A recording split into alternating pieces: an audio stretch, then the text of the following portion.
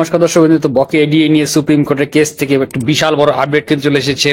আপনারা দেখতে পাচ্ছেন যে মলয় মুখোপাধ্যায় বাবু অর্থাৎ কনফেডারেশন অফ স্টেট গভর্নমেন্ট এমপ্লয়িজের সাধারণ সম্পাদক মলয় মুখোপাধ্যায় বাবু কিন্তু ডিএ মামলা নিয়ে একটি গুরুত্বপূর্ণ এবং সর্বশেষ যে আপডেটগুলি সেটা কিন্তু জানিয়েছেন। বিস্তারিত আপডেটটি একটু ভিডিওর মাধ্যমে দেখে নেওয়া যাতে ভিডিও স্কিপ না করে শেষ পর্যন্ত কিন্তু আপনারা অবশ্যই দেখতে থাকুন।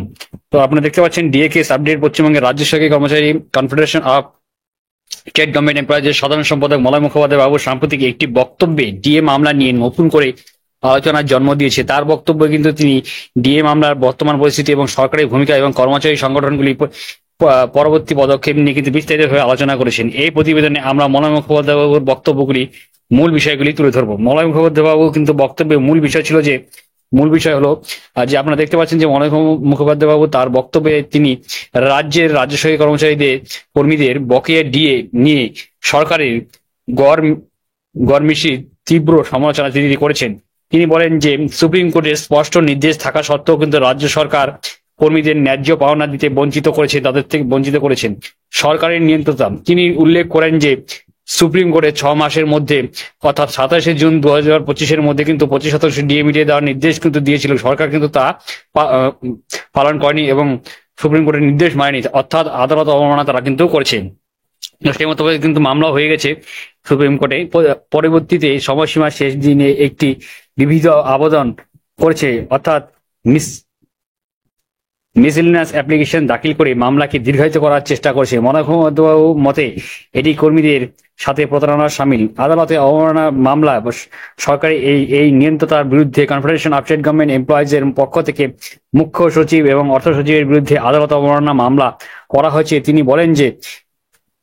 তিনি বলেন আমরা আইনি লড়াই চালিয়ে যাব এবং কর্মীদের অধিকারের প্রতিষ্ঠাতা করব। পরবর্তী শুনানি মলয় মুখোপাধ্যায় জানান যে মামলা পরবর্তী শুনানি 4 আগস্ট হবে এবং আদালতে এই মামলাটির তালিকা প্রথমে রাখার নির্দেশ দিয়েছে, যা একটি গুরুত্ব কিন্তু প্রমাণ করে। তিনি আশা করেন যে এই শুনানিতে আদালত কর্মীদের পক্ষেই রায় যাবে। কর্মীদের প্রতি বার্তা মলয় মুখোপাধ্যায় কিন্তু বক্তব্যে কর্মীদের, বিশেষ করে অবসরপ্রাপ্ত কর্মীদের উদ্বেগের কথা তিনি তুলে ধরেছেন।